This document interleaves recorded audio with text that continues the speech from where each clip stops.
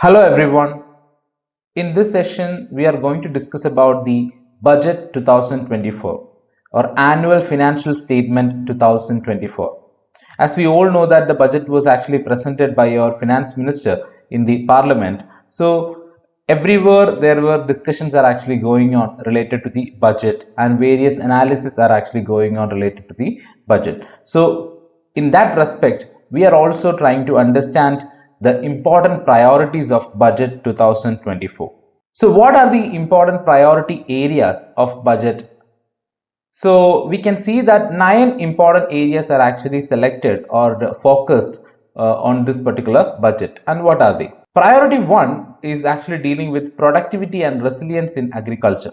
Okay, productivity and resilience in agriculture. So agriculture becomes an important aspect for the budget. They are very keen about the developments in agricultural sector. Then employment and skilling. So as we know that unemployment is actually growing in our country. So in order to find a solution for this, employment and skilling initiatives need to be done. So if how can you create more employment? If our youth is skilled, then they will have enough opportunities to join in any of the employment.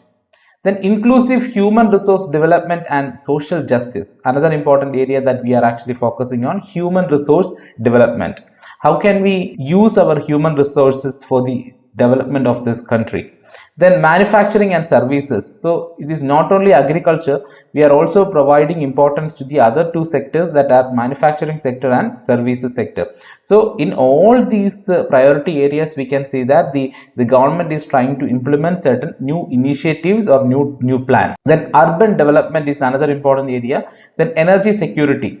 We are in an era where we need to take care of the energy resources in our country. So here we are also providing very good importance to the energy security in the country. Then infrastructure in our country. So the development of a country is mainly based on various aspects, and one important or a significant aspect is the infrastructure that we are actually providing. Then innovation, research and development, and next generation reforms. Okay, so these are the 9 priority areas that we are actually focusing on. Now let us try to understand each and every priority areas and what are the important contributions, what are the important plans related to each and every priority areas. The first one is priority 1, that is the productivity and resilience in agriculture. Transforming agricultural research is one important area. So what is actually coming under this transforming agricultural research? Agricultural research set up to bring focus on raising productivity and developing climate resilient varieties. So what is our objective here? So raising the productivity and developing climate resilient varieties through research. Then domain experts both from the government and outside will oversee the conduct of such research. So keen interest in the research aspects, especially in connection with raising the productivity and developing climate resilient varieties, and who are all collaborating here? It is the domain experts from both government and outside, that is the private.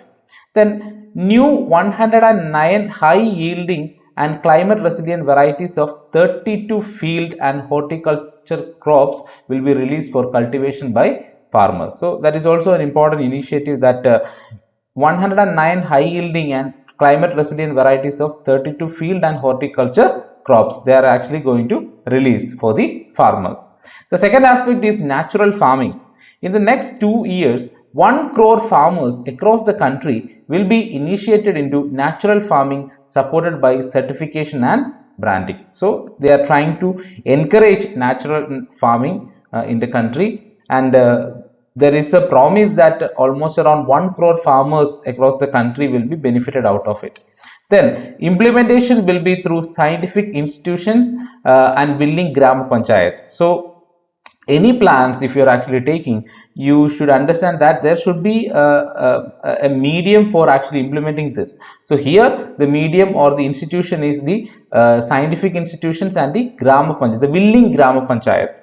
So we cannot say that all the Grama Panchayats will be in support of this, but who are all willing to experiment this, they will be part of this. Then so 10,000 need-based bio input resource centers will be established based on this plan. Then mission for pulses and oil seeds. For achieving self-sufficiency in pulses and oil seeds through strengthening their production, storage and market, it is very important to improve the self-sufficiency of pulses and oil seeds. So they are focusing on that. All these things are actually coming under the agriculture. Then coming Atmanirbharta for oil seeds such as mustard, groundnut, sesame, soybean, sunflower, etc. So Atmanirbharta was actually promoted by this government for a long time. So this Atmanirbharta on certain seeds, what are they? Mustard, groundnut, sesame, soybean and sunflower. Okay, in all these areas the government is giving more prominence. Now the vegetable production and supply chains. Large scale clusters for vegetable production will be developed closer to major consumption centers. Okay, so it's very important, like the clusters of vegetable production should be very near to the consumption centers. Otherwise what will happen? Transportation will be a difficult task. Promote farmer producer organizations, cooperatives and startups for vegetable supply chains, including the collection, storage and marketing. So in connection with the agriculture, especially in connection with the vegetable production in our country, one of the major challenge that we are actually facing is in relation with the collection, storage and marketing, and one more thing is the transportation. So for these things there should be a solution. That is the reason why the government is implementing these policies.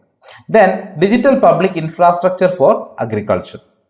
As we are living in an era of internet, world wide web, lot of applications, technical development, etc. So in that aspect we cannot neglect the importance of digital space in the agriculture. So here we are going to develop the digital public infrastructure for agriculture.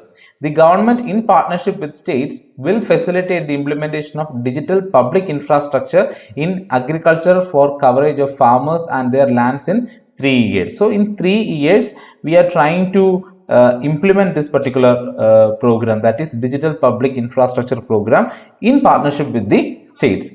Then digital crop survey for Kharif using digital public infrastructure will be taken in 400 districts. So that is also another plan where crop survey, digital crop survey, for Kharif crops especially, and how through digital public infrastructure and where it is actually conducted. It is in 400 districts.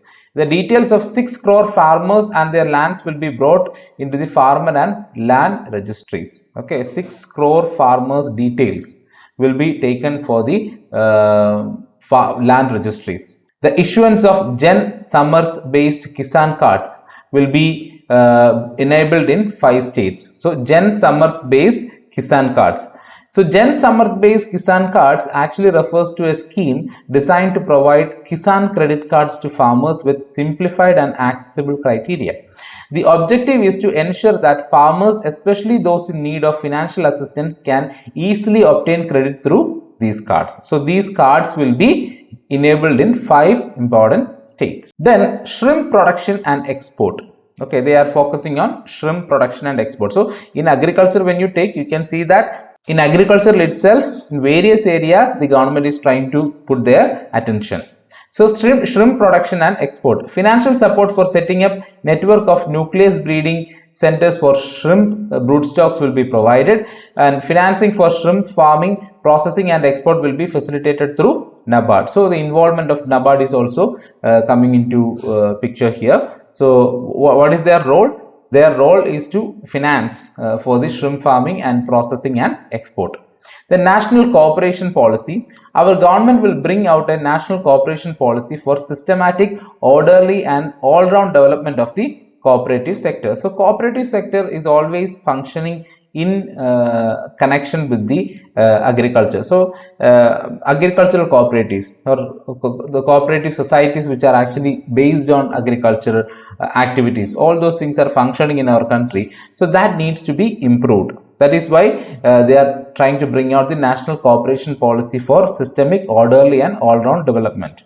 Then fast track growth of rural economy and generation of employment opportunities on large scale will be the policy goal. So what is the policy goal of this national cooperation policy?